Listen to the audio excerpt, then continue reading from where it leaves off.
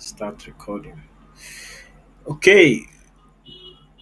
Hello, everybody. Set Amazon here, and welcome to another module in the Authors Accelerator Bootcamp. And today, just like every other day, is a good day, and we are so happy. So, we are going to be talking about formatting today. In our previous class, we talked about editing and proofreading. We went into very, very important details when we dived in like a sea diver, went very, very deep to explore the world of formatting, the world of editing, the world of proofreading. We helped ourselves to understand the difference between proofreading and editing, and we also helped ourselves understand why the author is the first and most important proofreader of his book or her book, and why an editor shouldn't also be the proofreader. The jobs can be done separately but not simultaneously. In order to achieve excellent results, all of this has to be checked. And today we are going to be talking about formatting. And simply put, what formatting is the presentation of the manuscript. How do you want the manuscript to be received by readers? It talks about ensuring that the manuscript is readable, is legible, and is appreciable by the reader. Formatting simply presents the written work in a way that is enjoyable by the reader. If you are allowed to publish your book the way you have written it, will readers enjoy reading the book from start to finish? Formatting has a very, very powerful impact on your manuscript. I'm sure that we have experienced times where we pick up a book, whether hardcover, hard copy, paperback, or ebook, reading through, and then you discover that maybe the fonts are too tiny. And sometimes that happens when the book is voluminous. If you have a very big book, many times they try to reduce the fonts in a way that you don't get scared by the size of the book. This happens for devotionals. Devotionals are usually bulky. Yeah, devotionals are like the last. If I worked with an author who published a devotional, that devotional, it's as big as this, which because it was printed through Amazon. The total number of pages were nearly 600 pages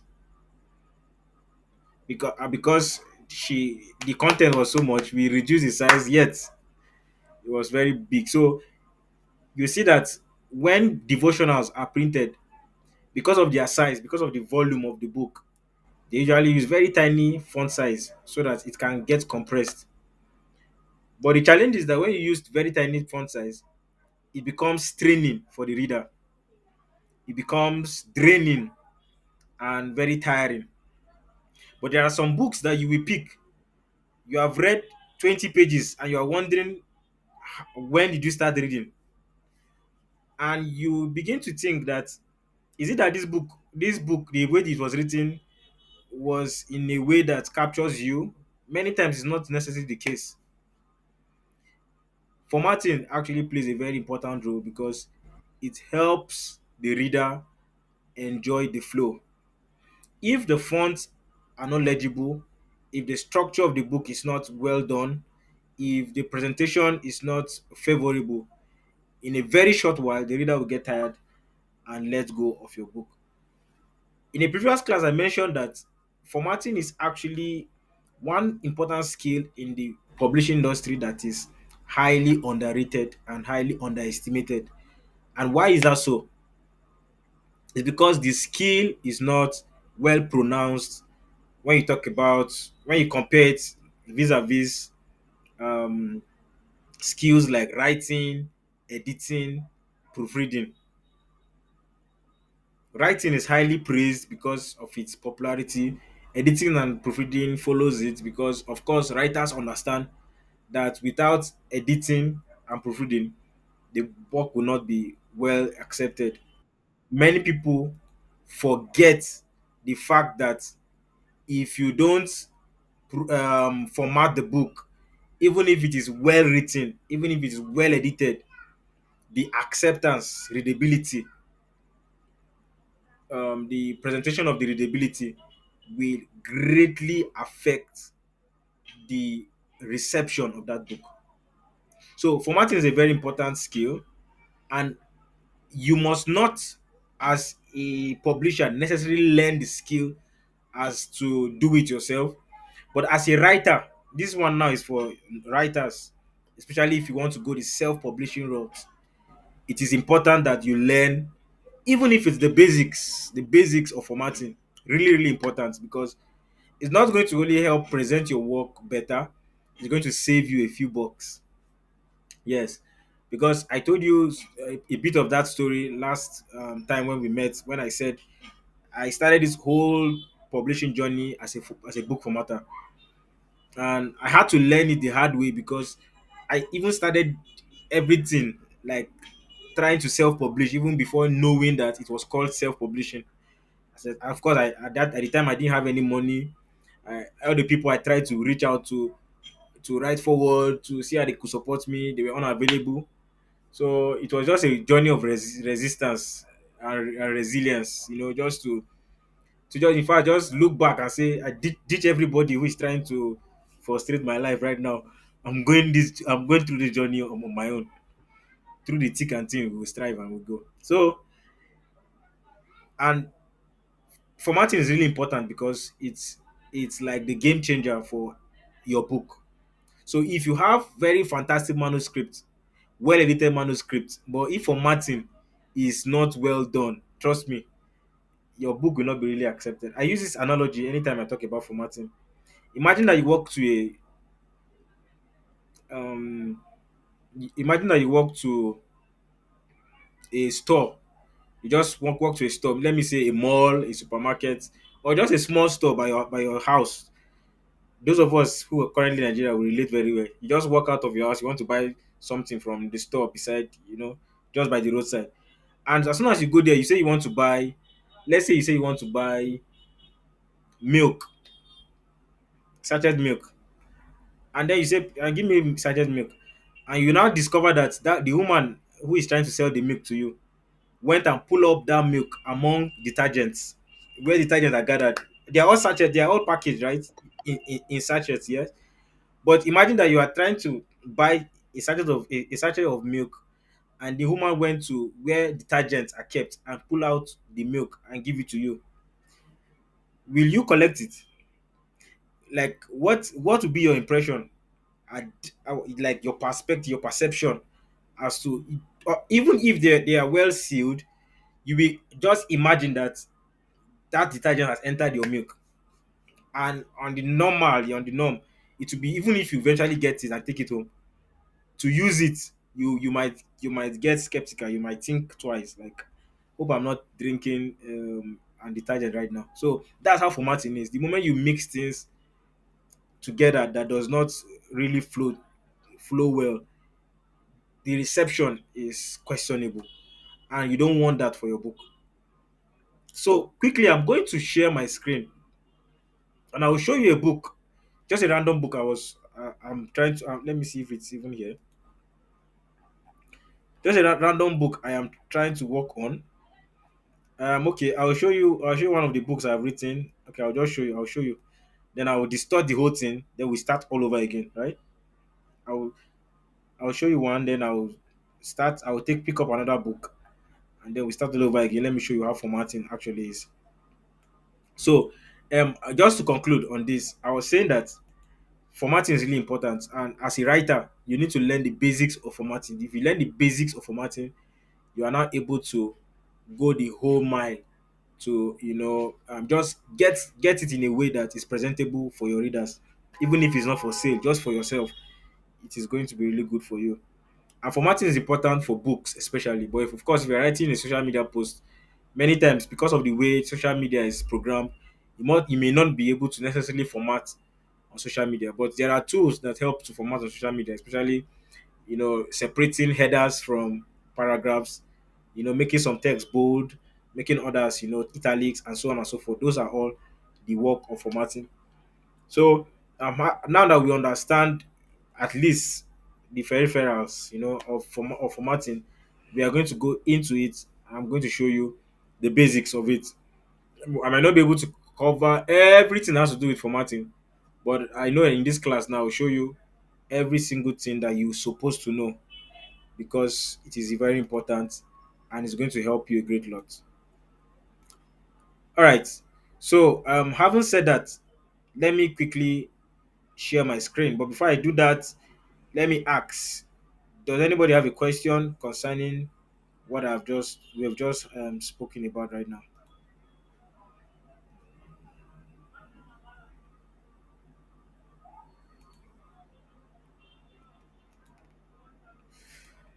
Okay, I guess not. So let's proceed.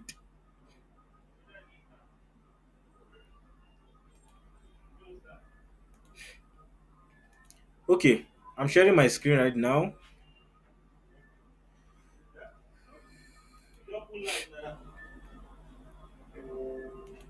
Uh, I hope you can see my screen, please. Okay, great. Sorry, I didn't get that. It's tiny. Yeah, I'm going to zoom, but can you see the title of the book? That's what I want. I'm trying to ask. The Fountain of Youth. Okay, good, good.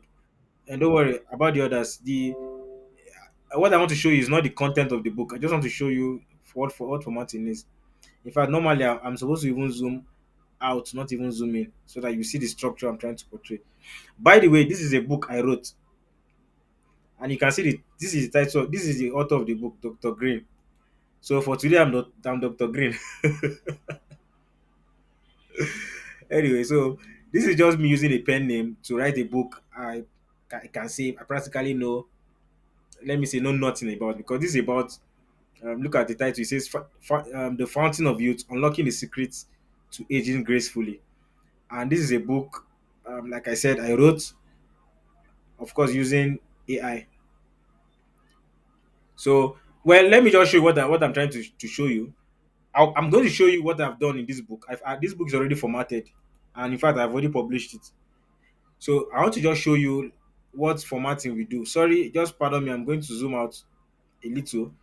Just concentrate on the structure you are seeing, not the size of the content. I'm going to zoom to show you the content later. But for now, I just want you to see something. Now look at, you can see that this is the title, this is the author's name, this is the subtitle. Now this is another page where the copyright page is. This is the table of content. This is table of content. Now the this is heading one. We call it heading one, and it's like the chapter title. And you can see that there's now another chapter title here. You can see that every chapter title or subtitle has a different style of presentation, and so on and so forth. So I'm just going to scroll downwards, and so that you can see what I call structure of book. You can see the structure. That's what I want you to see first before I begin to show you how all of these things are done. Now let me zoom. Let me zoom. Now you can see the difference between, if the moment you see this and you see this, you know that there are two different types of presentation, and it's easy for you to know where there is a break in paragraph and where something else, or where a new idea is being shared. You can see, you can see. So, what I'm going to do now, right now, is that I am going to highlight everything here and turn it back into a random manuscript that was just gotten, let me say, from just a random author, and together we are going to transform this whole thing to look exactly like what I have done already, or even something better. And I'm going to do it from scratch. So I'm going to select everything right now, Control A, and I'll use this to revert back all changes. You can see it. Sorry, let me zoom in. You can see now that this is the title now. You can see this is how a normal manuscript usually comes, right? This is how it usually comes. Most authors do not have any idea of formatting, so they usually send their manuscript like this. What In fact, what I've even done to a great extent, I've even simplified the process. Some authors, okay, let me go ahead to to mystify it, because I've demystified it already. So let me go back to mystify it, so that it's let me go back to make everything the way a normal manuscript is. So please don't worry, don't bother about what I'm doing. I'm going to explain everything to you. I just want to return it back to what a normal manuscript usually looks like. So one thing I want you to understand is that when an author sends you a manuscript, there's every possibility, there's every chance that that manuscript is in A4 size layout. Okay, before we continue, there are a few terminologies I want us to know, right? By the way, I'm using Microsoft Word to do this experiment. I'm using Microsoft Word to do this experiment, and I am believing that every one of you have a laptop that also has Microsoft Word. Unfortunately, I'm coming. Okay, right. Okay, great. So now there's something called layout. There's something called layout, and what layout is? I'm sorry. Okay, there's something called layout, and what layout is? Layout just talk about the size, and margins of that particular book. So, for instance, most books are printed in what we call A5 size. But let me start with the most common. I think I have a few examples here, not books rather. Let me see if you can see me clearly so that I can show you the examples of what I'm saying. I know that even if you don't know most things about layouts, about books, every one of us, it's my assumption that it's my belief that you know what when we say this is an A4 size paper. I'm sure every one of us know what A4 is, because in one way or the other, in one time or the other, we must have gone to print out something. So see the size. Let me see if you can say, hey, good, thank you, excellent. Now this size, this is A4. A4. Every one of us know what A4 is. So let me not talk about it. Now, you see when you talk about A5, A5 is half of A4. When you fold an A4 size paper into two, I guess my virtual background is affecting my video. So I wanted to show you something, but I cannot go ahead with it. But an A4 paper, when you fold A4 into two, that is what A5 is. And that is how most books are printed. Most books are printed in A5 size. After you have folded an A4 into two, you get A5. So most books are printed with A5. So if you are doing a print book, if you are especially the ones that need to be printed locally, A5 is usually what most people use, right? So, but for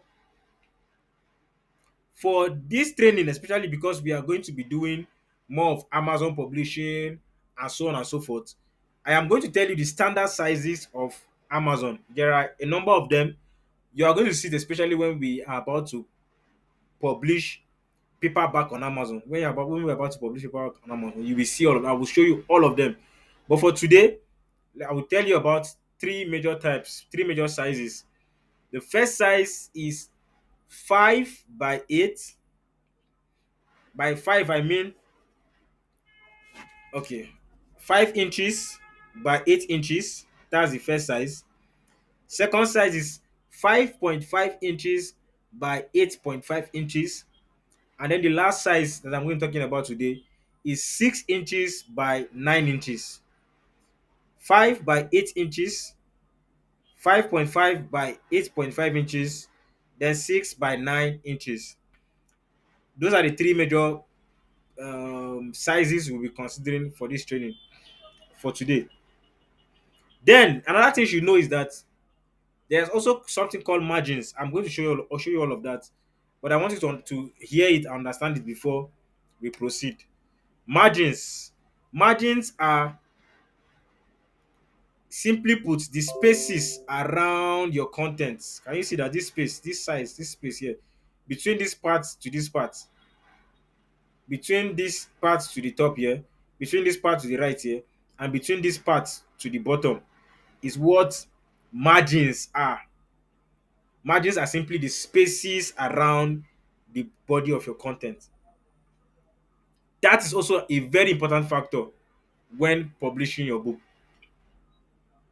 right? Thirdly, you also need to know about what we call let me get that here.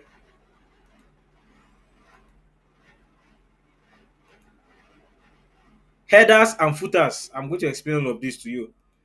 Your header and your footer are very, very important, because on your header is where you can include details about maybe the chapter of the book, or the page of the book, and then on the footer the same thing can go as well. So for this book now, we are assuming that we have received a raw manuscript from a random author, and then we want to go ahead to format it so that it can be very, very presentable. So I am going to go ahead to let me see, can I? Okay, I can't for now.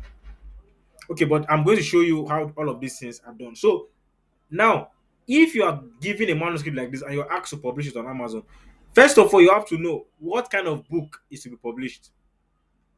Most most fiction books are published with 5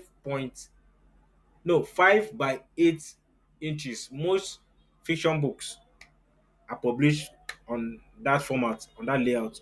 However, there's no set rule as to say that every fiction book must be published on that format. It depends on what you as the author want, and also depends on what you as a publisher also want for the author. So many times the publisher has very high level of um, authority and control over the layout and the trim size and everything that has to do with publishing an author's book. So I'm now going to show you how this thing goes. If you receive a book like this and you want to start formatting, the first thing that I always do, and I want you to do too, is this. First thing I want you to do is to define the layout of this book. Define the layout. And this is very simple. That's why I urge you to use at least Microsoft Office 2013. At least use 2013. If you can't, get 2016. But mine is 2016 and it is currently Microsoft 365. So I think there's an upgrade that happened. So it's a fantastic tool, fantastic layout, everything makes sense. So now for my own presentation of icons on the ribbon, you can see that this function here called layout, this function here called layout is at the top here. So that is where you start from. You click on this part that says layout. When you click on layout, you come to this part that says size and you click on it. Remember that what I'm doing it based on what I have, based on the presentation of my own Microsoft Office. Yours might be a little bit different, but what you should target at is, no matter how scattered yours look, just look for where anywhere you see this um, icon size, anywhere you see this thing size, just click on it. When I click on it, you see that it is currently highlighting letter. That's to show you that this book this manuscript has been sent in a letter layout, 8.5 by 11. 8.5 by 11 is also an acceptable layout on Amazon. But you see, if I want to publish this book on 8.5 by 11 layout, imagine you having a book that is like a document, but it's a book. It's as big as a document. And you can see that if I publish it on this layout, the total page count will be just 29 pages. But you see what will happen the moment we convert this to a smaller layout. You will see what will happen. That this same book, which that is 29 pages, will expand and the size will increase into something like at least times two of this size. So we should be looking at nearly 60 pages or so by the time we convert this book into what we're about to do right now. So you come to size. Now you see there's letter, there's tabloid, there's legal, there's statement, executive, A3, A4, A5, B, H, B5, I mean B4, B5, and so on and so forth. What I want you to do is to come and click this part that says more pages, more paper sizes. More paper sizes. That's what I want you to click. You click on that. And when you click on it, you will see a window is going to pop up like this. When this window pops up, you will see it's going to default to paper. Now, what this is showing you is that it's showing you, okay, asking you, how do you want your paper to be presented? You can see here under this, it shows letter. What I want you to now do is come to this part where you see width, this width. Click inside, highlight everything, and change what you see there. Let's use 5 by 8 for this book. Let's use 5 by 8 for this book.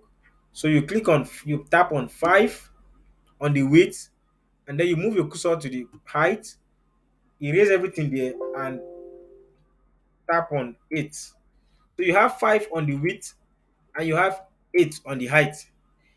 But don't click OK yet. Come to this part where you see apply to. This part that says apply to. Because if you click OK already, it's going to this what you have done now will only be applied to this section. By this section, it means the current page you are on.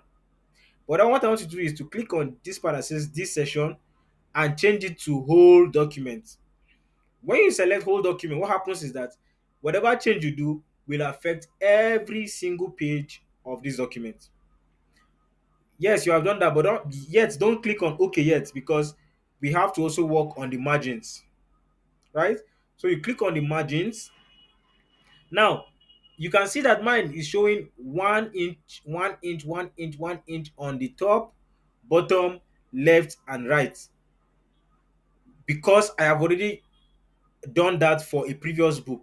So one thing I want you to understand is that when you are using 5 by 8 as the trim size or the layout, it is not advisable to use 1 inch on all sides of the margin, because it will shrink your book inwards unnecessarily. 1 inch is such a big or a significant size as far as this book formatting is concerned. It's only advisable to use up to 1 inch when you are using trim size or paper size of at least 6 by 9. It's advisable when you are using paper sizes or trim sizes of at least 6 inches by 9 inches, to use 1 inch as the margin. So since we're using 5 by 8, it is small, so we don't there's no advice to use that. But I'm going to use it and show you the difference, and then we are able to now understand why it is not advisable to use it. Having done that, let's assume that we are using 1 inch for now. We are going to come back to it, but let's use 1 inch for now. Go back to this part where you see layout, click on layout, and then you will see these other parts. Now ensure that this part that says section start, click on it and ensure that it is always on new page, and I will tell you why as we proceed. Then come down to this part where you see header and footer. Ensure that it is at least 0.5, or let me say at most 0.5, and I also tell you why it is 0.5 and 0.5, or what 0.5, 0.5 on the header and the footer mean. I will also tell you. Then this part where you see vertical alignment, always ensure that it is at the top. Why top? Is like the force of gravity that pulls everything down to earth. Whether it pulls down or it says push down, pushes down, the same thing happens here. We use top because for book formatting and books, everything you write starts from the top to the bottom, and you want the alignment, the vertical alignment of your book. Vertical is like this, so the vertical alignment of your book to always be at the top, so that if you write something and maybe the content you did not complete, like you are trying to write something and you did not write, you want to continue the content on a separate page, everything is going to be at the top of the page, not at the bottom of the page, or not at the center of the page. So that's the idea of vertical alignment.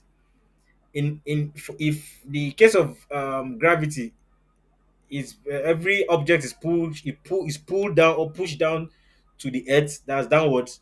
In the case of this book, everything is pulled or pushed to the top of your page. So that's the idea of it being at the top. Having done that, what I want you to now do is just come here and click on OK. So if I click on OK, what is going to happen? Now, did you see something that this is how the book now is? Let me, just for emphasis, I'm going to revert this. Let me use undo. Then you see, just watch. See how this book is. See how wide and big it is. Now let me redo. And you see that the same book now looks smaller, right? Can you see? But you see, this is supposed to be a book, not a well, this can pass for a book of poetry, because poems usually have short stanzas and verses. But this is supposed to be a book that's supposed to be read and enjoyed. But from what I'm seeing, this doesn't look good at all. And one of the major reasons is because we use a very wide margin. 1 inch for a book of 5 by 8 inches is actually wide. So what I want you to do is go back to layout, come to size, click on more paper sizes, then return to margins and simply edit this part where you see 1 to 0.6. If you are using, sorry, not whether just write point 6. That is, we are using 0.6 inches across all boards. Now 0.6 is okay. Can use something smaller, 0.5 will still do, as long as you are using um 5 by 8 on the layouts. So after you have done that, don't be quick to click on OK, because any change you do usually affects only the section you're working on first. So you'd want to click on this and go to whole document, then click on OK. And you see that the difference is now a little bit clear. You can see that the content now shifts sideways to almost the edges of the book. So for emphasis, I'm going to click on undo so that you will see. I'm going to click on redo so that you also see the difference. If I go downwards, you will see that the difference is also very clear. Fantastic. I hope you are following, please.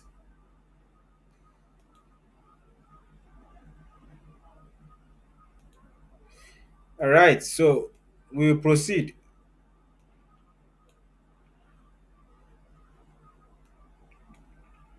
Now, now that we have understood what the layout is all about, we are done with that aspect of this entire journey. So we are now going to do is, now we have done layout, we have worked on margins. The next logical thing to work on is the structure of your book. Now, let me assume I'm going to do some alterations for this book right now. I'm going to do some alterations just so that we are able to get a realistic presentation of most manuscripts, just a realistic presentation of how most manuscripts actually look like. That's what I'm going to do. I'm just going to distort this a little bit more so that we can come back to it and we are going to understand. I'm going to show you how it is done. Now that we have achieved just a little, I'm going to show you a few things before we proceed. Now, we know that this is the title of this book. We also know that this is the author of this book. But then, this is not supposed to be part of this first page because it is the copyright page. This is what I'm going to do now, is what most authors will normally do. Imagine that I want to move this content now from where it is to the next page. I want to shift this thing, this particular copyright page, to the next page. I don't want it to be on this same page. This is what most authors will do. They will come and they will bring their cursor to this first line, and then they will begin to press enter, enter.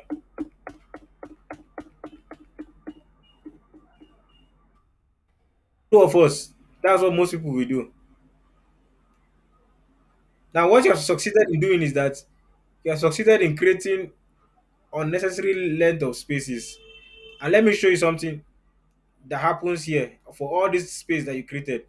If I will click on just one button, one icon here, and you'll be surprised what will show up. Let me see. Just see. Look at that. You see that? These are the invisible forces that you have just introduced to your book that are highly unnecessary. So let me hide it because sometimes when your eyes are open to some things, you wish that you never saw them. Anyway, so but let me show you what you are supposed to do. And this is the entire skill of formatting. Now, when you want to move a content from one page to another in a way that makes it more presentable, is what you will do is you come to this part where you see layout, click on layout. But before you click on layout, make sure that your cursor is placed at the part where you want to move to the next page. For instance, I want to move this entire content from this part to the next page. So after you click on layout, you come to this part that you see breaks. Breaks. Click on breaks. And then move down to this part where you see next page. And that is what I want you to click. So again, move your cursor to the point where you want to move. Come to layout at the top of the ribbon. Click on breaks, then click on next page. So I'll click on next page now, and you see that the entire content have now moved from here and brought here by a single click. Now, if I come back again and click on that same thing I clicked the other time, you will see that instead of having too many long line of signs here, all that just showed up was this indication that there is a what, a section break to the next page here, and that is fine, right? Now, having done that, let me show you how to now format your book by using headers, by using fonts, by introducing titles, and so on and so forth. And this is available to everybody who has a Microsoft Office software, especially Microsoft Word, because that's what we're using right now. Great. So now let's turn this to the title of our book. Normally, you will not want your title to look like this. So what do you do about your title? Two options. Remember that anything you want to work on Microsoft Word, if anything you want to work on, try and highlight it first. Just highlight it like this. I want to work on this, I can highlight it. If I don't want to highlight it, I can just click the middle of it, click the middle word in the entire sentence. Like for instance, I'm clicking on just fountain.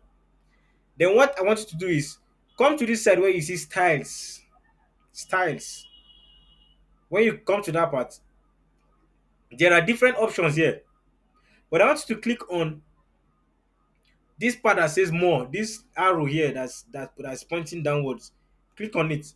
And when you click on it, just click on it like this. You will see different styles available here. Different styles. Now you can decide to change your title by using this option here. See this option that says title? You can decide to come here and click on that, and you see that this content automatically has increased on its own, right? But many times I don't use this because I try to, work around my own content to ensure that it fits or it suits what I want. But you can use that. At the moment you click on for title, your content automatically have a format like this. Now, you may not be satisfied with this because you want the title to look more beautified. So what do? You highlight everything on this part that you have done as a title. You can highlight it. Then all you just need to now do is to play around fonts, styles, and font sizes. Font styles and font sizes. So what do? You can come to this part where you see the different font styles. Just click on that, and you will see. Okay, let me zoom in so that we're able to understand what I'm doing. So I can click on this now, and you're now going to see different font styles. These are different font styles that you have access to and you can choose from. So you can decide to choose depending on the kind of book you're writing. If you're writing a business book, if you're writing a business book that has to look very formal, that has to look very formal, you can choose something also very formal. But if you're writing a fictional book, a fiction book that has to look mysterious, if you're writing a children book that has to look playful, if you're writing a what other kind of book? Yeah, different kind of books. You can come here and choose the kind of font you want because indeed the type of font or the style of font you use matters a lot. It matters a lot. You don't want to be using. Okay, let me show you something. There was maybe I'm going to share that clip with you in the group.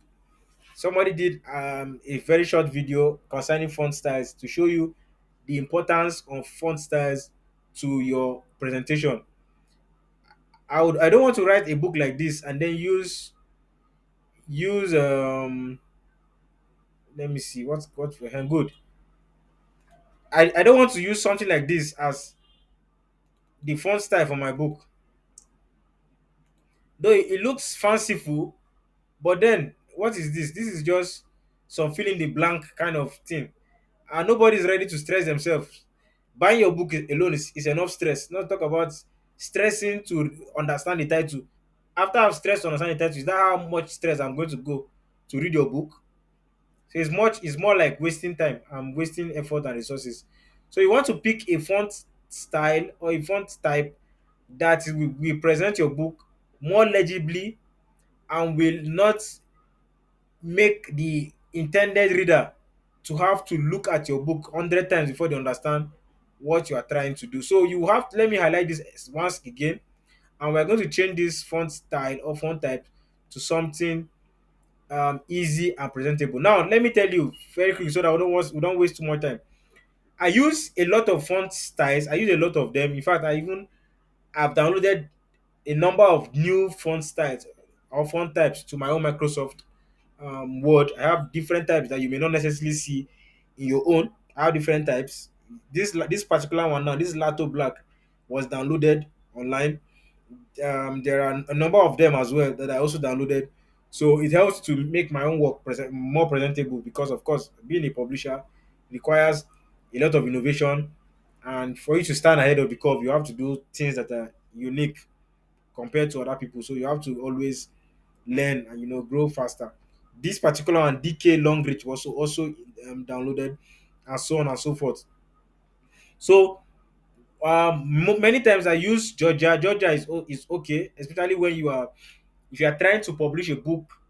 You just want to publish a book on Amazon. You don't have to really stress yourself going through all this, especially if you are somebody who writes a number of books. I know that a number of you now are going to be writing many books, so you don't want to stress yourself unnecessarily to have to now use all the styles or use all the sense to want to be formatting all these things like this. So just choose one. I'm dwelling too much on this because it's important. But trust me, formatting is not this hard. It's not hard. If you just learn the basics, you can be able to run with the speed of light and achieve so much. Like so much. Yeah. So I've understood that. Now, I think this is fine, but presenting a book like this will not make a lot of sense for me. So what I'm going to do now, this particular title is left aligned. As you can see, everything here is starts by the left side. But usually most book titles are usually centralized. They are center aligned. What that means is that most book titles are written on the center part of the book. So what I'm going to simply do to make this on the center is after highlighting it, I'll come here and click on this part that says center. I'll click on it, and everything goes to the center of this book. Still, this does not look fanciful. This does not look nice to me. I don't like the way it's presented. So what do? I can decide to also play around some of this content here so that it looks a way that I am going to like and also my readers will like. For instance, the title here says the fountain of youth. This word D standing alone, which is nice. Fountain of, it looks unnecessarily too long on this center. So what do? I will try to move this word off to the bottom so that I have an evenly distributed title style. So what do I do now? I can easily come here and click on enter. Just move the cursor to the front of this O and click on enter. And you see, this alone makes my title better and more presentable. You can decide to also want to, work around this, but something like this, if you have something like this, it's fine. You can work with this. Now, in order to preserve this formatting that you have done for title, for this title, what I want you to do is you just highlight this title you have done, just highlight it. Come to this part where you see title, right click on it, and then click on update title to match selection. What that does for you is that you preserve this style that you have created. You preserve this style so that anytime you want to anytime you want to do another style, another title for this same book, especially on this same page you are working on, you can easily, instead of having to go through all these processes, you can easily come and click on title, and it's going to be done. I'll show you in a second how that affects your book. So I'm going to highlight now, right click on title and click on update title to match, and you see that this automatically changes. Now what that does for me is that if I come back here, okay, I see that we have, I think somebody has a question, but I'm going to come back to questions. Or if that was a mistake, then that's fine. Then I am going to come back to show you what this means. Now, if you see that I have highlighted this and then I have made it a saved style here.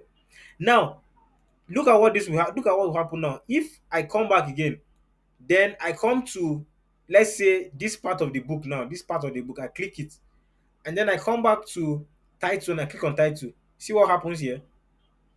By simply clicking on title on that particular body of work, it automatically changes everything and looks like my title. So that's the essence of having titles and saving them. It saves you stress of having to redo every single thing you have done and preserves the integrity of your work. Now we are going to rush through the other part of this entire training so that we can be able to achieve great results in lesser time.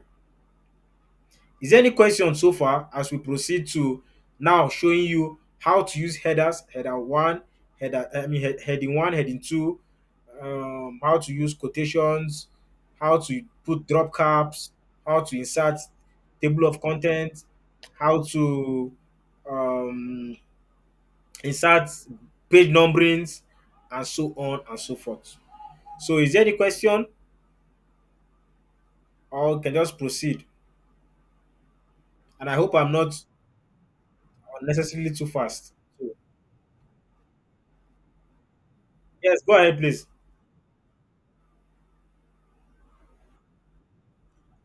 We can hear you. Go ahead, please. Go ahead.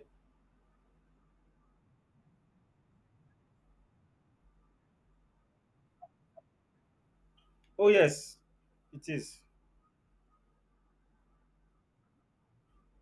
Fantastic. Fantastic. Okay, great. So, by the way, I also have a training. I also have a training on book formatting, like especially the basics. That this the training was done many years ago, like I think 2 or 3 years ago. No, not 3 years. I can't say 3 years, but it's an old training anyway. But it teaches the basics like this, and I think that training was well documented, well structured. But what you are going to see if you go to that training, it's a little bit old, but it's going to show you like the basics of formatting, and it's going to save you more time. That it's actually on YouTube.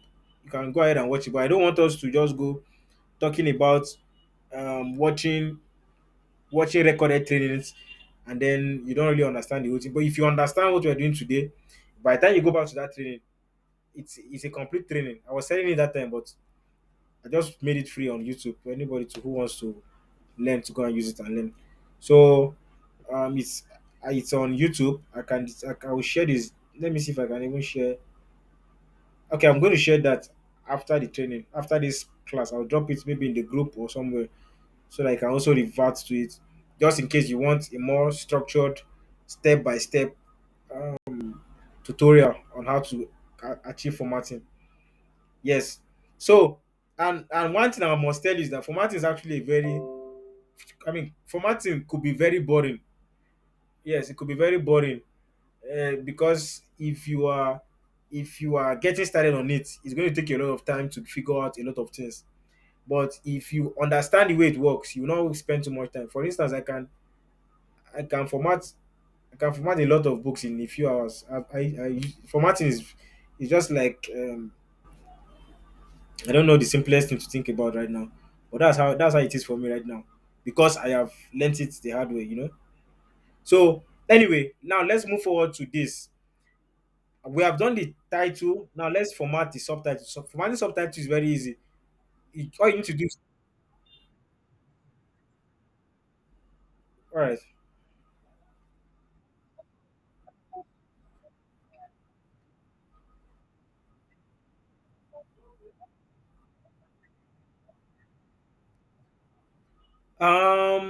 For 365, honestly, I don't even know how I managed to get it on my laptop, because I guess my software was just upgraded. I used Microsoft Office 2016. So and my system is connected in a way that it keep upgrading virtually all the apps in my system. So I guess it was while I was using it, somehow I just saw that it was upgraded, because I have an Outlook account. Outlook is Microsoft Office's kind of mailing system. So I have an Outlook account. If you can see at the top here, you see that you see my name at the top here. It means that I am logged into this particular tool. So because of that, I guess that is what gave me access to um, Microsoft 365. As even there's some other people too. Those who have Outlook and uses Microsoft 2016 also may have seen this update. But the thing is, you don't necessarily have to have Microsoft 365 to be able to do what I'm showing you. You just need at least 2013 or 2016, and this either of them can be gotten from maybe any computer store outlet. You can just reach out to them, tell them that you want this particular version 2016 especially, and I don't know how it can be in the form of a disk. They will install it for you, or maybe they have the software maybe in a flash drive. They may charge you a token, you pay, and then you have it installed, and I think you should be good with that. All right. So let's quickly go ahead with this so that we can finish up quickly. So this is the Fountain of Youth. The title has been formatted. Now you can go ahead to format the subtitle. The subtitle, you can use either, you can also come here to this part and select this part that says subtitle. You can use this, or simply come here, bring your cursor to the first part of this, move it a little bit downwards, push it to the middle. Always ensure that everything has to do with your front page is is at the middle, and because that is just normal way of presentation at the middle. But it's not a rule of thumb. It's not a rule, but it is just something that should be done. Now bring it at the middle, highlight everything, and you can just simply come here and increase the size, increase the size a little bit so that it looks like a subtitle that it is. You can make it italics and so on and so forth. Now I'm saying that you can because many times formatting depends on who is doing the work. So the way you're going to format a book will be different from the way I format the book, and does not mean that what you have done is inferior to what I will do. No, the way you present the book, it's your own choice of creativity, it's your own choice of design, and there is no set rule of thumb as to how a book should be formatted. Yeah, and one thing that can help you in achieving great formatting is look at other books that you have around you. I do that a lot. If I lack inspiration of what to how to format a particular book, I just pick any other book, look at it, look at what they have done, and quickly do my own. Most of the books we have around us in our houses are internationally formatted, and internationally and worldwide, distributed. So every time I used to ask myself that if this book I'm holding now is an international book that has been printed and distributed worldwide, and they do this kind of formatting, it means that it is an international formatting. So I'll just replicate what I'm seeing in the book, or even try and do something better. I have done some formatting that I saw in an internationally acclaimed book. That when I sent it to okay, the publisher I was working with at the time, the man returned it and was like, "What is this? That this is that I did not do a good job." I was just laughing because it was too simple. The style was too simple that he thought it was not a good job, but he did not know that to achieving simplicity is one of the hardest thing to do. Anyway, in this part of the world, we appreciate complexity than simplicity, unfortunately. So, but let's move on as we proceed. So, I'm going to click on this part that talks about the author. I will take it to the middle again. And many times, what I used to do is that I usually let the font style of font style of the title be also the same as the font style of the author. Not a rule of thumb, but also a personal decision and a personal choice. And listen to me again. I say font style. I didn't say font size. So I didn't. I don't mean that the name of the author should be as big as the title. No, but the same style. So I'm going to come and choose the same style, and of course increase the author's name to look something like this, and then move this a little bit downwards. And I think this is nice, right? So we have a better title presentation. So this is now we're done with the title page. Now coming forward to the other part of the book. Now this is what I want you to now understand. To the other part of the book, there's something we should also learn to also do. The thing is that when you see this book is left aligned. Everything about this book is left aligned. It means that every content of the book moves to the left side of the book. But most books are presented in a justified alignment. What I mean by justified is that you see that it's like a block. The left side and the right side are equal, like a block. You see this part is straight, but this one you see the zigzag. You see the zigzag here. The same thing applies to every part of this book. You see the zigzag at the right, zigzag, zigzag, zigzag. This is not how a normal book should be presented. It is too rough. It's like razor. If you touch it, it's going to cut you. That's how it looks like. It looks very haggard and zagged. So you want to use a very smooth design that can be appealing to the eyes of the reader. This looks very. It looks like the teeth of a lion. If you look at it from this side, from this right side, it looks like it's going to bite you. So this is not how you should be. It should look as simple and as plain as this. So what you want to do is remember that you are working with the entire manuscript. So this is what I do to save me time. I will click on this part from the first part. I'll just click like this from this part. Yes. Then I will press and hold Shift on my keyboard. Press and hold Shift on my keyboard. Press and hold Control at the same time. That is Shift and Control. I'll press and hold them together. Again, shift and hold. I mean, shift and control. Press and hold them together. Having moved the cursor to the first word in this entire manuscript. After I press shift and control, I will now press end on my keyboard. Shift, control, and end. What this will do for me is that it will highlight everything from this point to the last word in the entire book. Everything from this point to the last word in the entire book. And that's what I want to achieve, because what I want to do now, I want it to affect every part of this book. Correct? I hope that's understood. That's what I'm going to do. I'm just going to press that now. I see that everything in this book has been highlighted. Everything. Every single thing highlighted. See that? What I want to now do is I want to make everything justified or in block form. So what will I do? I will come to this part. This is the block. This is it. I highlight. It says justify. I'll click on it. And you see that every single thing has now moved from the teeth of a lion to the smooth back of a baby. Look at how smooth and everything looks. Now this is very interesting because it helps the eyes. Can't you see that? Even by looking at it alone, you can see how smooth it is. And with this, you are even eager to read the book compared to having this.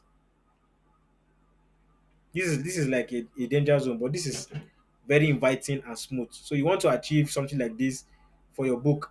Don't bother about all of this. I'm going to correct it, and you will see how easy to look. So now look how simple and fantastic this looks. Having done this, the next thing we want to do is to make this a little bit more presentable. And how do we make it presentable? We do that by employing a little bit of tactics, styles here and there. Now, the font style and the font size you choose also depends on this volume of your book.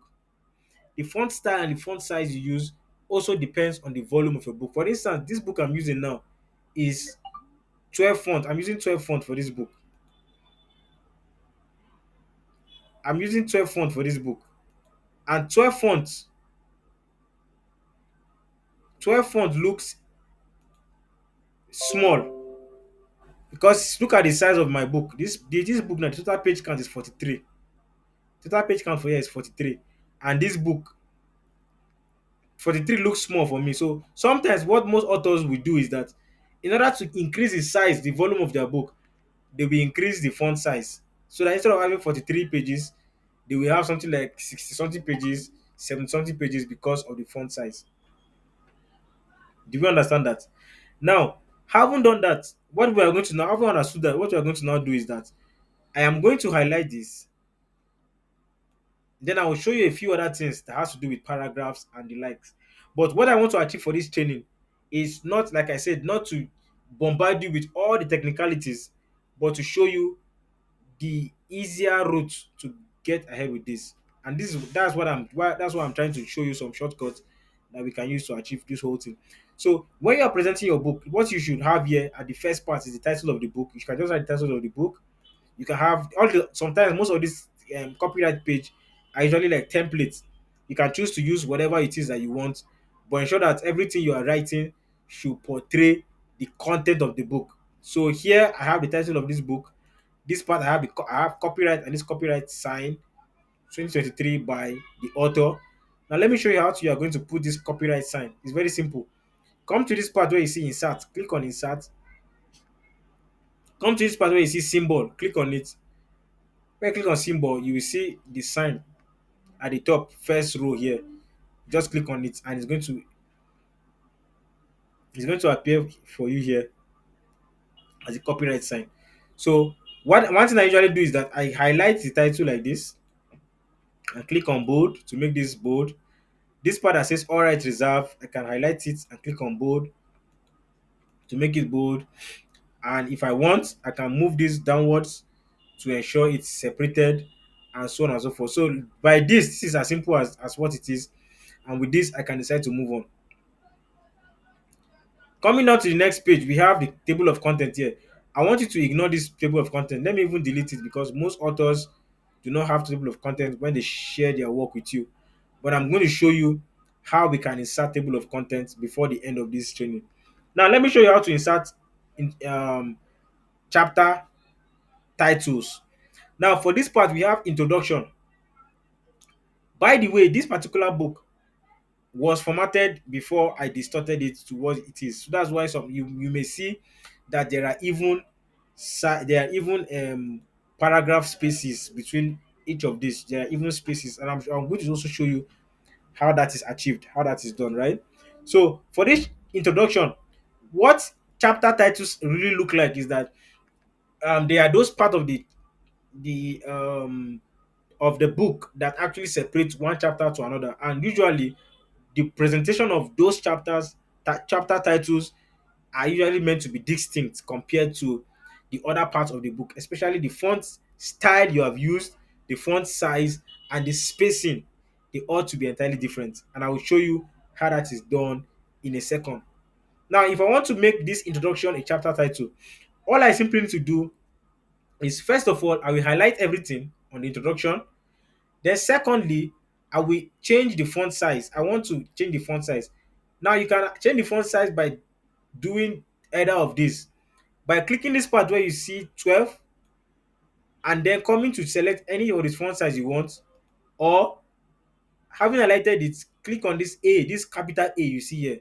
Just be clicking on it. You see that the font will be increasing, and it's going to be increased up to the size that you want, and then you leave it. Now, the size you use should not be unnecessarily bigger than the font you use for the body of the work. For instance, this is this font size is 24. Right now, this is 24, and the content, the font size used in the content is 12. So that is like times two of the chapter title is times two of the content, which is not too bad. However, I may want to reduce it a little bit to like 18, so that the difference is not that much. But any way you use it is still okay. So having highlighted this and increased it, the next thing I want to do is I want to insert some spaces between the top margin and the first bit of content on this particular page. How do I achieve that? I will click on, after highlighting this, I'll click on, if you look at this page, the way this particular ribbon is being separated is so well that you know which particular segment of the ribbon you're working with. For instance, this part where you see paragraph is what I'm working with. And by this paragraph, you will see a small knob here they call paragraph settings. That's what I want you to click. Click on it. After you click on it, you are going to be brought to this part where you see indent and spacing.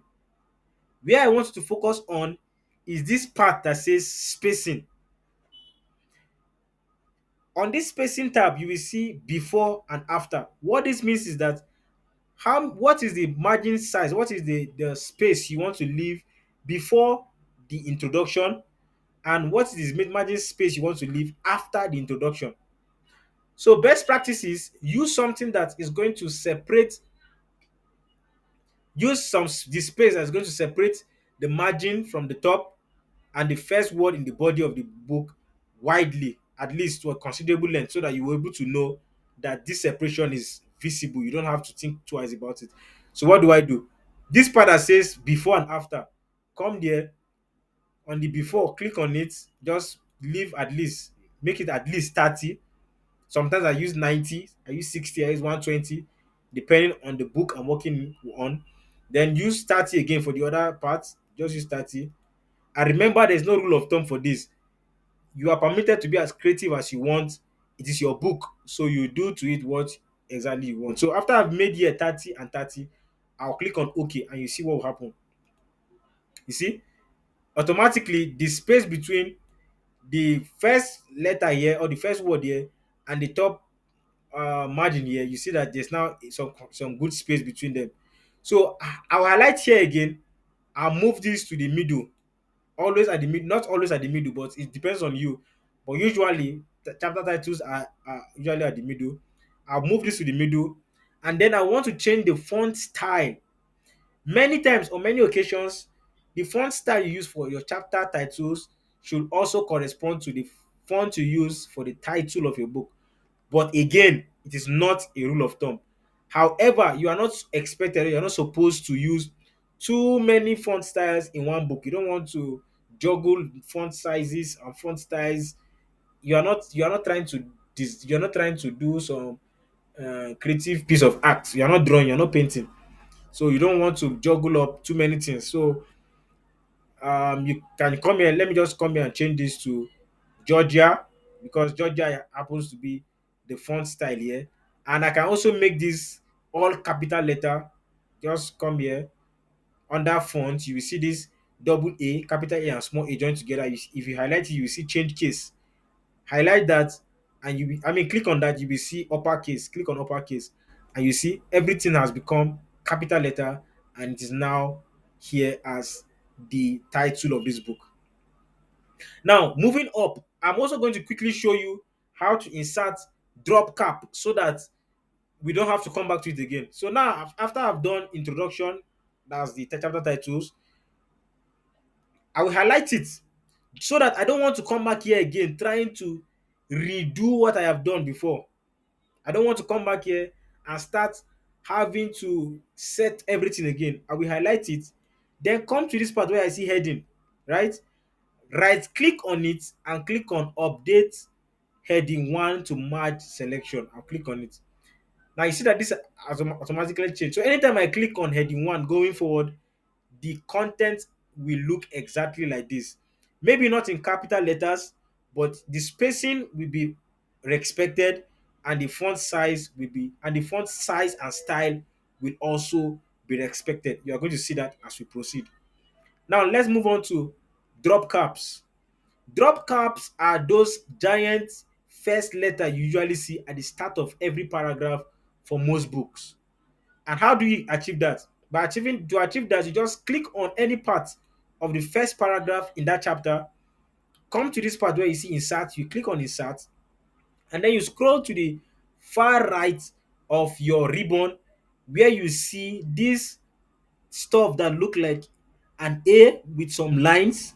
If you highlight it, you will see add a drop cap. Click on it and then move downwards to this part where you see dropped. I want you to click on dropped. When you click on dropped, you see this first P has automatically been dropped and it has become a drop cap. Fantastic, isn't it? Great. I'm sure it is. Now, let me also show you something. By this, we have our introduction well done and correct, right? So, moving on to the next part, this is chapter 1. You can see that chapter 1 is here.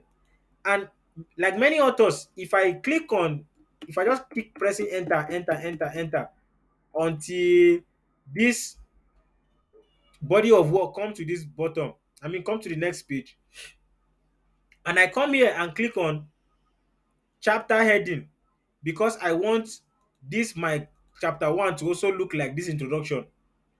Let me do that and you will see what will happen. I'll click on it. Now you see, I click on it, it changed to look like what this looks like.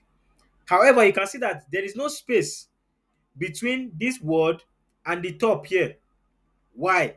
Because I did not do what I was supposed to do. And what was I supposed to do?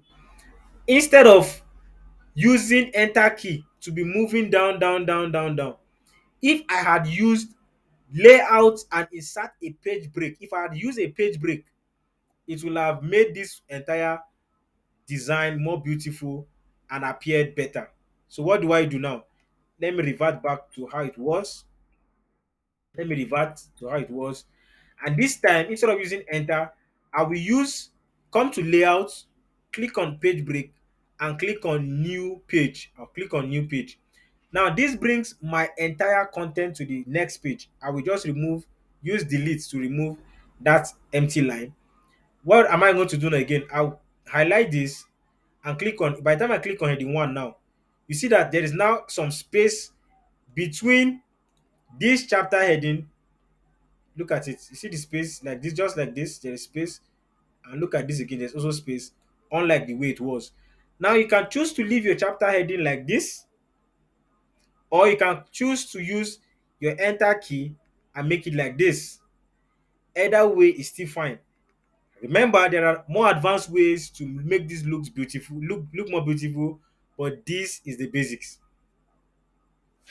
Having achieved this, now we have our chapter 1 and the title. Remember how we inserted the drop cap. You want to also insert your drop cap here, and you are correct. You go to insert, you click on this button that shows you an A with a few lines, click on it, and then you click on drop, and your drop cap appears here. Can you see how this entire manuscript is begin to take shape right now? Great. Now this is a subtitle, or this is supposed to be a subtitle in this book, and a subtitle is supposed to be something that looks just like the title, or if I would say a subheader of this book. And the way it is, a subheader is supposed to separate different paragraphs from themselves so that it's going to be clear that a new thought is being introduced. So how do we now need to separate this subheader from the other paragraphs? And this is actually achievable and it's simple. First thing you want to do is that you want to use a different kind of font size. You may maintain the same font style or font type, but you want to use a different font size and you want to use a different spacing instruction too. So what do? I'll come back to home. I will highlight this. Now we have 13. We have 12 on the major manuscript font size. I'm going to increase this a little bit to make it 14. After increasing to make it 14, I will click on bold to make this bold, and I can choose to leave it like this. The difference is clear that there is a separation between this content and this content. However, I will not want to just leave it like this. I will highlight it still, come again to this part where you see paragraph. This is before is 0, after is 8. I want to change this from 0 to 12, and change after to 12, and then click on OK to have something as distinct as this. So like other times, I will simply highlight. Instead of selecting a heading 1 now, I will come downwards and right click on this and update heading 2 to match selection. So this now becomes my heading 2. Notice that as I clicked on this to become heading 2, you see this small arrow facing down. This is an indication that a header has been inserted in your manuscript. Now, I don't need to touch any other thing here because every other thing has aligned to my initial setting. I just need to come to where we have a new subheader here, click on it, and instead of going back to say highlight, increase font, change font style, do this, increase size, increase this, increase spacing, all I need to do is to click on this and come back and click heading 2, and automatically everything I have saved here automatically appears here. You see how easy it is? I'll come back and look for the next one, click on it, and click on what? Heading 2. And automatically, my book is becoming nicer, more beautiful, and more easy to read. I'll come back here, find where the heading 2 is, just be doing that, and that's how I keep on doing that until I finish my book. How simple can this be? Now, I'm going to do this third one, and we are going to stop here because every other thing is monotonous. It keeps repeating itself. That is the thing about formatting. That's why I say it could be a boring adventure. I'm sure that some of us are already tired right now because of the way this whole thing looks. But trust me, by the time we are done with this, you are going to appreciate the effort you are putting in. By the way, if you have a book and formatting is not something that you feel you have a calling for, you can hire me. Then I'll charge you and you pay me. I have all the time, I have all the calling and the anointing to do it. So that one is not a problem. Moving forward, we have a chapter heading here, chapter 2, the fountain of youth, nutrition. Now chapter 2, this chapter 2 is supposed to be exactly the way this chapter 1 is. And now instead of having to do all the probe, all the pass through all the issues, all the while I passed through the other time to achieve it, to achieve that, what am I going to do now? Remember that you're not supposed to use enter to move it to the next page. You simply click on the part where you want to move. I recommend you putting your cursor at the first letter here, at the front of the first letter here. Then click on layout, click on breaks, click on next page. It automatically moves everything from this page to the next page. And what do you do to save your time? Click on any part of this particular chapter 2, go back to home, locate your heading 1 and click on heading 1. Put your cursor here and move it down a little bit, and you see that this is exactly what we have here. In how many clicks do we achieve this? Not so much. Now, because you have saved your style here, it becomes easy to achieve for subsequent styles.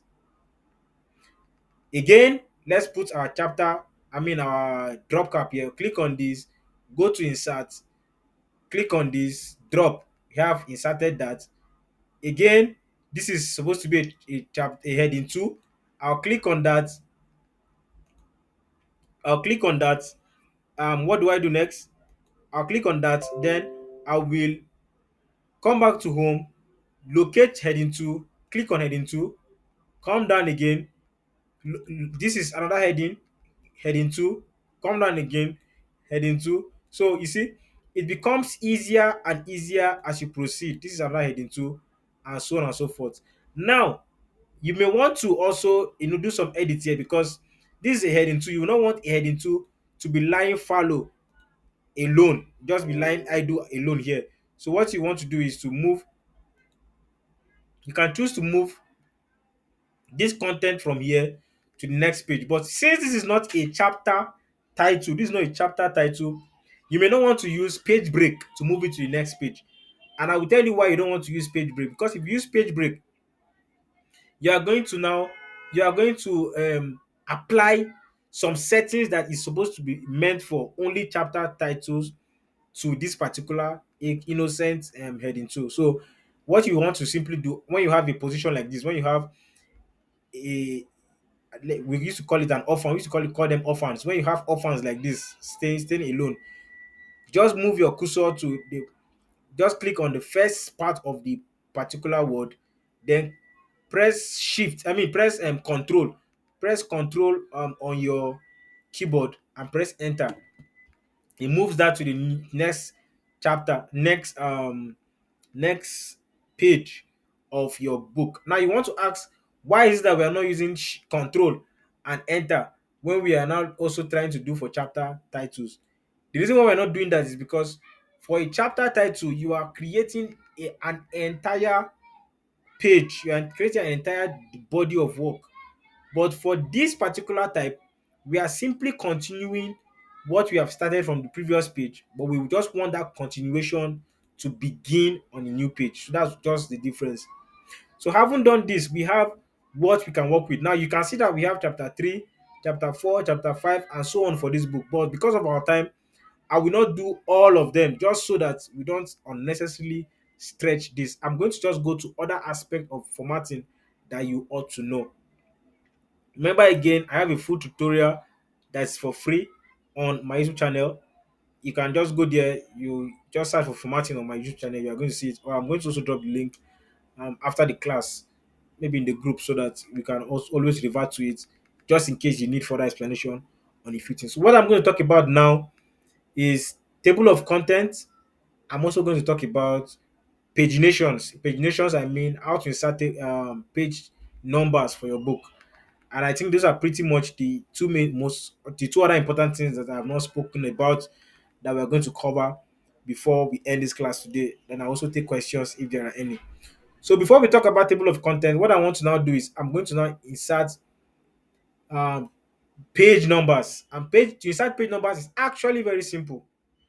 To insert page numbers, what you simply do, you can do it in two ways. Either you come to the bottom of this page, for instance, bottom of the page or the top of the page, and you double click, just double click. If you double click, you see that something like this will appear. But make sure that you are at the bottom of the page. When you're at the bottom of the page, just double click. Something like this will appear. And when something like this appears, all you need to do is to come to this part, this top here. You will see part that says page number, right? Page number, and that's where you insert page number. However, if you find it difficult to double click, what I want you to do is you simply you simply click on this part that says reference. Is it reference? Give me a sec to be sure. No, not reference. Let me see. View, review, layout, insert. Let me see. Insert. There has to be page number around here. Reference. How can I find page numbers?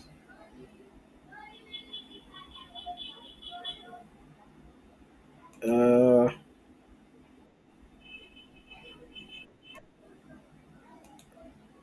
Page numbers. Where are you? Where are you? Page numbers. Where are you? Oh, fantastic. Yes, it's on insert. Click on insert, then you see this part that says page number. You click on it, and then you decide where your page number ought to be. You can put your page number at the top of your page.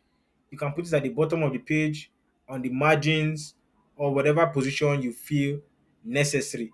So, just like for just like normal practice, most page numbers are inserted at the bottom of the page. So, what you will want to do is to come to this part where you see bottom of page. When you highlight it or when you hover it, you will see different positions by the left, by the middle, by the right. If you scroll downwards, You will see different styles and types of page numbers that you can use. You can choose to explore anyone you deem fit, both the ones that are plain, the ones that have some little designs, the one that are large, the one that's whatever. You can go ahead to you know, explore them. But I would advise you that if you are publishing for Amazon, especially, please choose this normal plain one, especially plain number two, the one that is on the middle, and you will know why as we proceed. Because if you choose other ones that have all this kind of design, for instance, if you choose something like this that has some lines towards the end and that line towards the end, you may not know, but the moment you want to publish, your book will be rejected plenty times, 20 times, and you'll be wondering what's happening. The reason is because this line will extend beyond the margins of your book. And if you are not careful when you publish your book, there are every tendencies that you publish your book on Amazon as a no bleed book. You will know about no bleed and bleed when we are book publishing on Amazon. So by the time you publish your book and you publish it as a no bleed, Amazon rejects it because that line extends beyond your set margins. Having said that, we'll go ahead and click on plane number two. Now, when I click on plane number two, see what happened? I have number one here on this page, number two, number three, four, five, six, and so on and so forth. Now, remember, I said something the other time that I said you should allow zero point 0.5 margins for the header and the footer. And I said I was going to tell you why, and this is why. Now you can see that where this my cursor is right now, it's more or less at the middle between this top here and the bottom. Now that is pretty much where I want the page number to be. I want the page number to not necessarily be too far at the top and not too far at the bottom. I want it to be at the middle. You want your page number to be in between the extreme top and bottom of the headers and the footer. So what do I do? I will simply click here and then use my backspace, and it's going to bring my what's it called? It's going to bring my page number downwards a little bit. Let me do that again. If I undo, you see that it's far at the top. If I remove, it brings it downwards, and it places my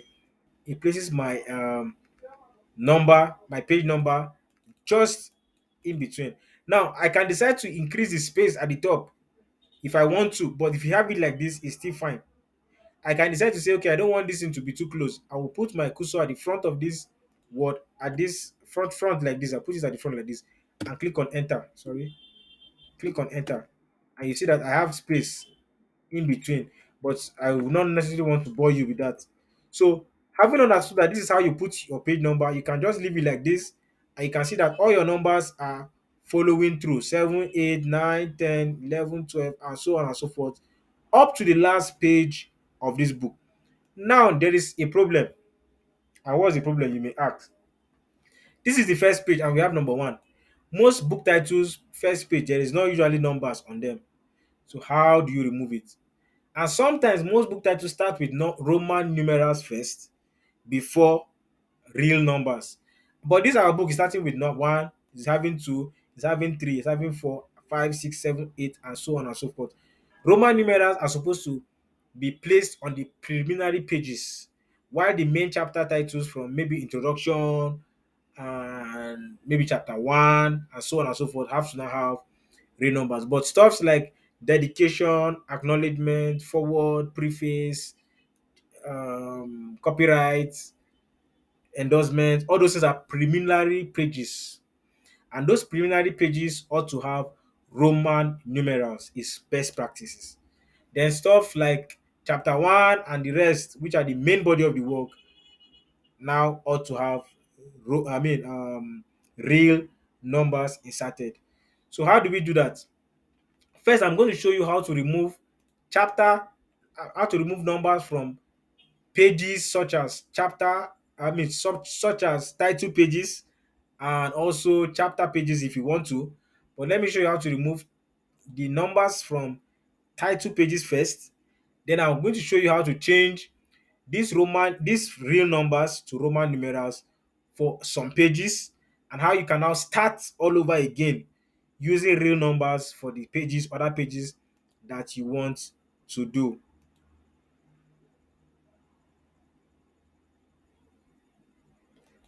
All right. So, um, okay. So we are going to be rounding up shortly. We are going to be rounding up shortly. All right. So let me just quickly show you to remove the number from this first page. After clicking on that, just make sure that you are clicking on the number on the page, on the footer. Then come to this part where you see different first page. Click on different first page and automatically see that the number has disappeared.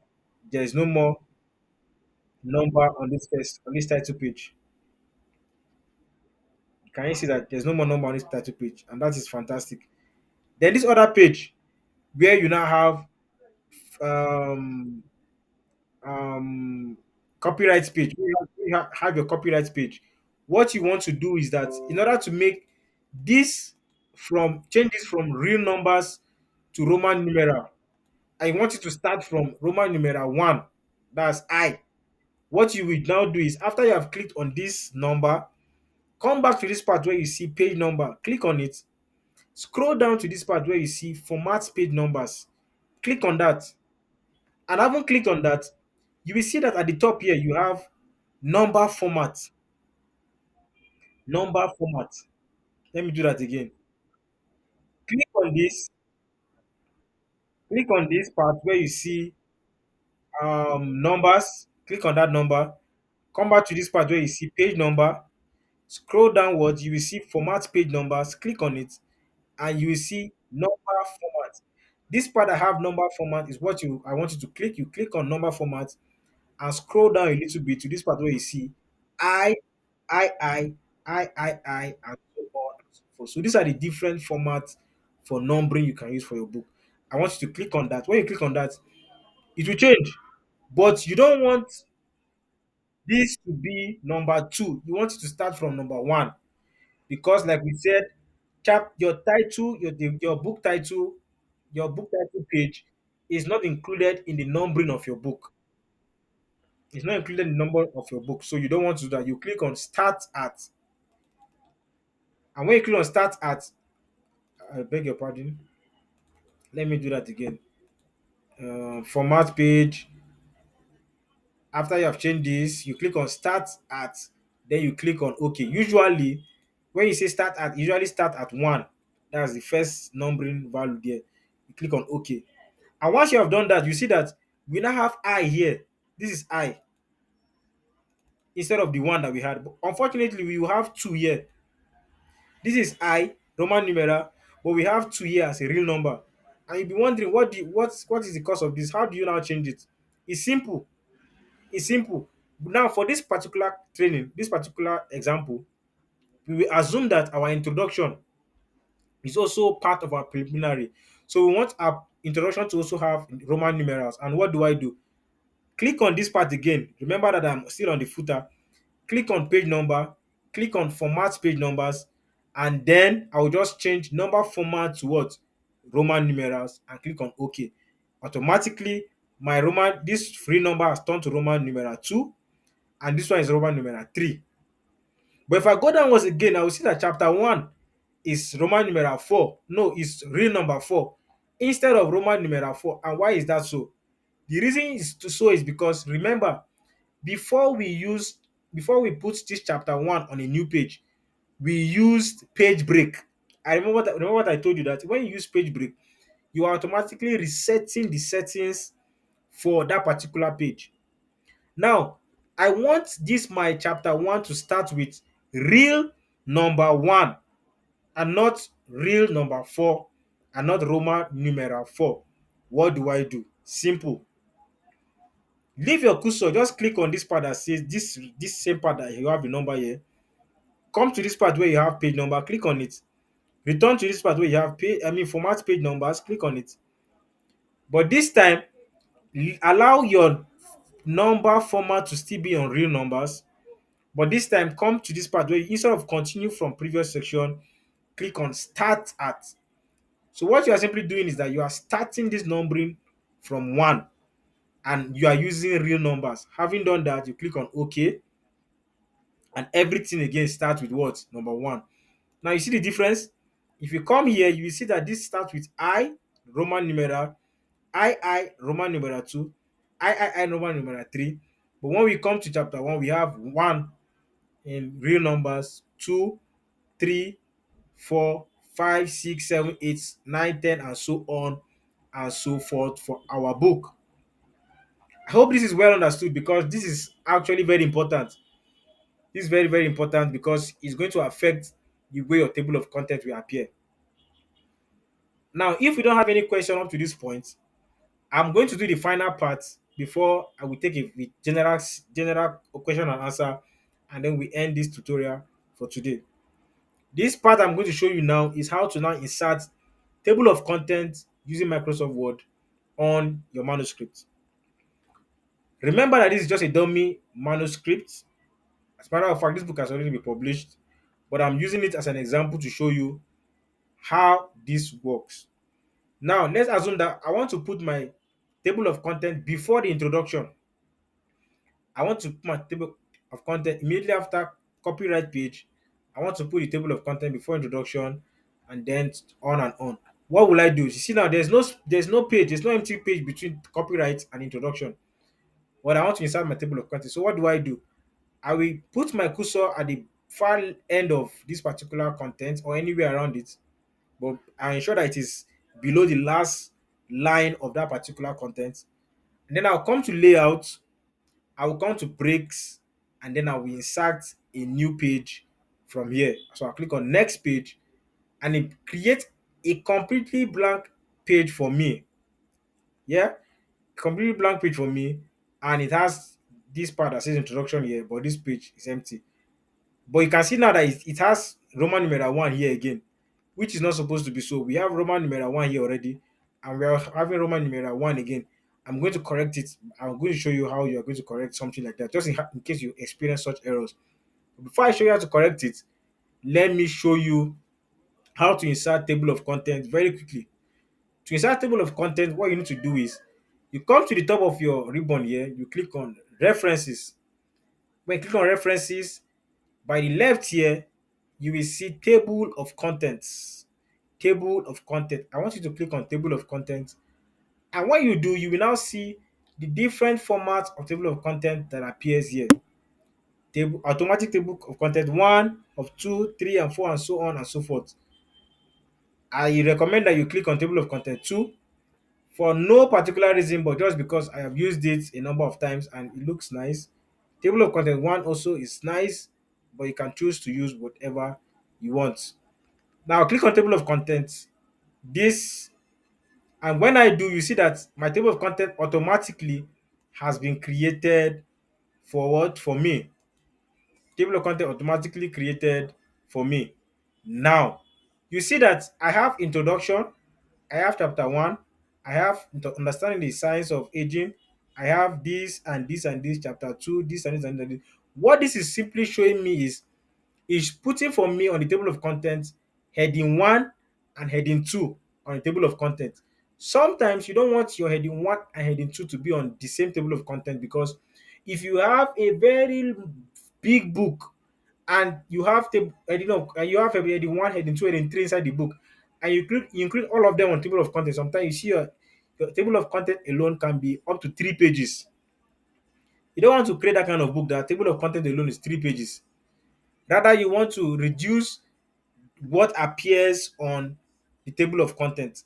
And how do you do that? I will also show you how to go about it. And now, before I show you how to go about it, I also try to show you other things you can achieve with your table of content. For instance, you don't want these lines to show on your table of content. You just want it to have the title here and the numbers at the extreme end here. I will show you. But before I show you, let me correct this numbering here. We have I here, Roman numeral I. We have Roman numeral I here again, which is not supposed to be so. We are supposed to have 2 here, and we're supposed to have 3 here. So what do? I'll simply double click here now. return to my page number, click on format page numbers, and you see that this thing is starting at here we have start at, and that's why we have one here. So I'll instead change it to continue from previous section. Then I click on OK, and you see that this becomes number 2 and this becomes number 3 automatically. However, this is number 4 and this we still maintain number 1 here. And what do I do now? Because you see that my introduction on the table of content is number 2. After doing the correction, we see that introduction is number 3. Now, what do I do? Do I now go back and insert another manuscript? No. What you should simply do is to right click anywhere on the manuscript on the. Do I now go back and insert a new table of content? No. You simply just right click on anywhere on the table of content, and you will see this part that says update field. This part that says update field. Click on it once. You will now see two options: update page numbers only, update entire table. Click on update page numbers only and then click on OK. You will now see that our introduction that was number 2 before has now become number 3, and that is how you work with your table of content. Now, the last two things I'm going to show you before we end this session is how to rearrange your table of content. Now, let's say you don't want this line to be on your table of content and you don't want heading 2 to appear on your table of content. So what do? Simple. Click on reference again. Again, you click on reference. You come to this part that says table of content. You click on it. But instead of selecting automatic 1, 2, or whatever, you scroll down a little bit to this part where you see custom table of content. Custom table of content. You click on that. You click on custom table of content. Custom table of content. And then we achieve these two things and then we are done. See this part that says format. You can choose any format. You can choose any. You can even look at it to see what it looks like. You can choose any format you want your table of content to appear. Like you can choose any one. You can really choose anything you want to make it nice. Many times I use distinctive and so on and so forth. So after you have chosen one, let's say I'm choosing classic, for instance. No, let me choose distinctive. Then you see when I choose distinctive, you see that if I click on OK now, I'm going to have heading 1, heading 2, heading 3, and all of them are going to have lines by the time I click on OK. But I don't want any of these to appear like this. What do? This part that says tab leader, I will click on it. This is just simply to ask me what kind of line do I want. I will click on none. I don't want any line. See the line has disappeared, right? Look at this part that says show levels. Show levels talks about how many headers or hiding do you want to appear on your table of content. The more I add, if I click on up here now, if I click on this part and increase, you see you see heading 4, heading 5, heading 6, and so on. So which means that if I click on down, it's going to keep going out. You see? So I want only heading 1 to appear in my manuscript. Then I click on OK. Now it's not as if you include heading 2 and heading 3 in your manuscript is not good. It is good if you have a smaller book and you want people to quickly have a glance of the content of the book. If you feel that getting people to look at the content of the book will make them to read the book, go ahead with that. But in the case whereby it's going to be unnecessarily too long, you may not want to do that. So let me show you how it appears with only heading 1 and without the lines, and then we see if that makes sense or not. So I'll click on OK. Now, when you do that, what it's going to tell you is that it will ask you, do you want to replace this table of content with what you have just done? I will click on OK, and you see what will happen. Automatically, my table of content has been replaced, and you can see here that all I have on this table of content is introduction, chapter 1, then the chapter 1 heading, chapter 2, and chapter 2 heading, which makes it more concise, more simplified, and more engaging. However, I don't want to end it here because to an extent, having my table of contents this bold does not really cut it for me. So I may want to just highlight everything here And instead of making it bold, I come back to home, I remove the bold from it, just make it a little bit more simple that appeals to the eyes of my readers. I can decide to also highlight and change the font style or font type. I just change it to anything I want, or make everything just make only first letter capital instead of having um capital letters in my table of content. I can just make it like this. So at this point is where you employ your own creativity. You are permitted to turn the table of contents the way you want. You are permitted to turn the manuscript the way you want. But the point is that at the end of your work formatting a book, it should be legible, it should be easy to read, it should be well structured, have a nice flow, and not a pain in the eye of your readers. So, with this few my point of mind, I hope I'm able to convince you as to why you need a very good formatting style and presentation of your book, and not confuse you in the entire process, because I know it was quite a stretch. And because to some of you is new, it may be somehow stretchy. You're feeling like you will have just not joined today's class. Maybe you just waited till a next class when we are doing something more simple, and so on and so forth. But if you follow through, you will see that the entire process I have taken you through is exactly, and I repeat it, exactly what you need to get a manuscript well formatted and ready for prints. Again, I said that this is not like the comp that like they're the ultimate kind of formatting. In fact, formatting alone is a whole master class on its own. We can use this same kind of bootcamp to do formatting if you want to do it, yes, like to up to a very great standard. So what I just showed you is simply the basics, so that you as an author who is planning to write many books can achieve this. And this is just it. And I believe that it was well understood. So at this point, I will pause for questions if there are. I will pause for questions if there are. And let me see. Oh, as I'm just hey God of heaven. As I was just looking at as I was just talking, I looked at my phone, and I got the credit alert from somebody. It is well. Okay. She's already, she, you already know you're. Thank you. It is well. All right, all right, all right, all right. Okay, great. So I think we have come to the end. Please, is there any question? Is there any question so that we can wrap up today's class and move on to something else, please? Okay, if there's no other question, no question, I believe that well, when there's no questions like this, two things are actually involved. Either you understood it very well, or you don't understand anything at all, and you don't want to just say it. But it is okay. I understand. This is okay. Okay.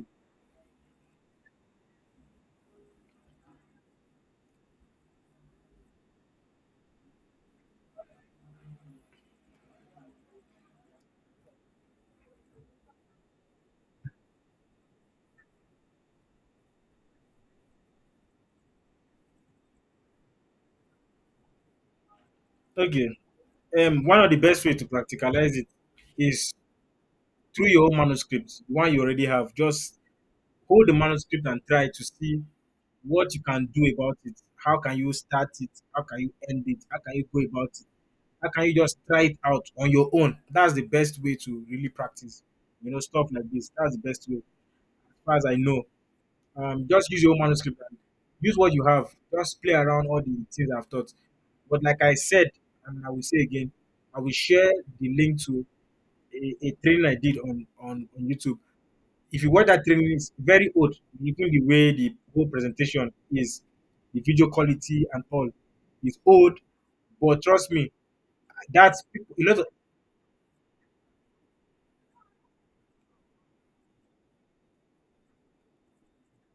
okay. Oh, okay. I guess that's why it keeps breaking. So I was saying that why the particular training I'm going to share with you on YouTube is old, and it's old. You see the picture quality is not that nice, but a lot of people have used that to learn, and then they have become very good. In fact, I that was the same set of training I gave to my brother. My brother watched that training, and sometimes I right now I outsource some jobs to him, and he does it. In fact, sometimes I used to envy the work he does because it looks as though they are finer than mine, and I know that why he takes his time that much to do all the design aesthetics. He will even do what I did not send him, is because he's trying to master the whole thing, and since it's new for him, he has the luxury of time to do that, unlike me who has many other work to work on. So I don't have the luxury of time to be doing all the aesthetics to make it look unnecessarily too beautiful. So I'll just do the ones that I know that it's standard quickly, so that I'll jump onto the next job. But you will find it interesting. Sincerely, so the moment you start it and you put your heart to it, before you know, just like writing, you will spend many hours trying to figure it out. But the truth is that you don't have to spend unnecessarily too much time on formatting. Just get the basics right. This thing I've done today now, if not because I was training you, I would have achieved this whole thing in like 30 minutes max, maybe 10 minutes, because I will just set up the whole thing I need to set up. Set my headers, set my subheaders, set my normal pane, ensure that the entire structure is well set, put my table.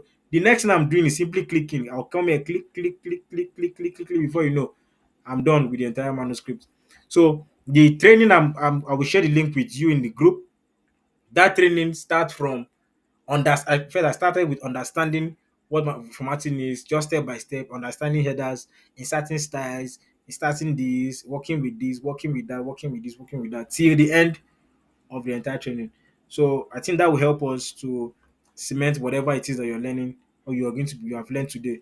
So with that and with this, I believe that I can stop sharing the screen right now and start looking at calling this particular training to a close, because I know that every one of us have gone through a stretch today, because it was quite a stretch for me too, really. Because wow, I'm seeing that I don't know why our classes are usually getting up to 2 hours.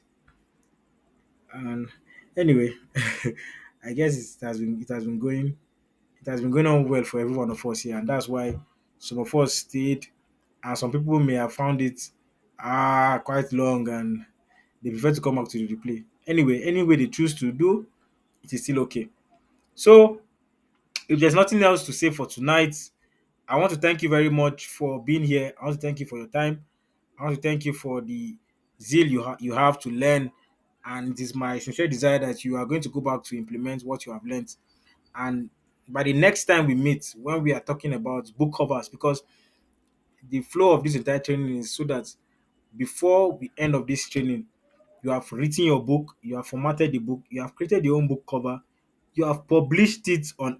I'll be really delighted that at the end of this training, if you have never authored a book before, you are able to author your own book, publish it, and I want this I'm talking about. I'm saying that you have the pride and the joy in your heart that you did everything by yourself. That is going to be very very delightful for me. That at the end of this whole thing, you're able to look back and say, I did this whole thing by myself, and I started from writing. Before I joined this training, I had no book at all. In fact, all I had was just ideas. I had so much in my heart I needed the world to hear about. But this training helped me to bring out those ideas. And look at me, I'm a proud Amazon published author. Delightful.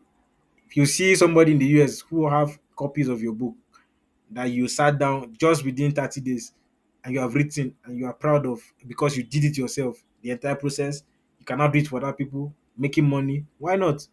Let's jump in and get this to work. Because my goal is that at the end of this training, you're not only publishing your book, but you have a business for yourself. That is, if you have it, publishing is actually a lucrative endeavor if done right, but it can be frustrating, it can be tiring, it can be painful at some point. But if you keep it up, if you keep on going, you may get the needed breakthrough. So We are all striving, sha. We are all striving. We are still looking for how to blow, every one of us. By the time we blow, though, fine, fine and good. If you don't blow, fine and good. But let's just keep it at heart that this is our business and we must make good use of it. That's my sincere desire for you to learn the skill and the business in these 31 days of speed. So, thank you very much. Today's at this point we are concluding. This should be the fourth edition, right? The fourth edition of the Amazon, not Amazon, or the Authors Accelerator Bootcamp. Let me be sure it's the fourth edition. I don't want to. Is this the fourth edition? Let me see. What am I doing? One, two, three, four. One, two, three, four, four. No, this is the fifth edition. Fifth edition of our bootcamp. So next time when we meet, yes, yes, including introduction, fifth. So in our next class, we are going to be talking about covers. I'm going to show you how to design your own cover by yourself, and I'm also going to show you how to use AI and other tools available to design fantastic covers that you'll be proud of. And yes, that's it. So it is me calling it a day. Thank you very much. Thank you very much for your time. Good night and God bless you. Oh, please go ahead. Let me end the class though. I mean, end the recording.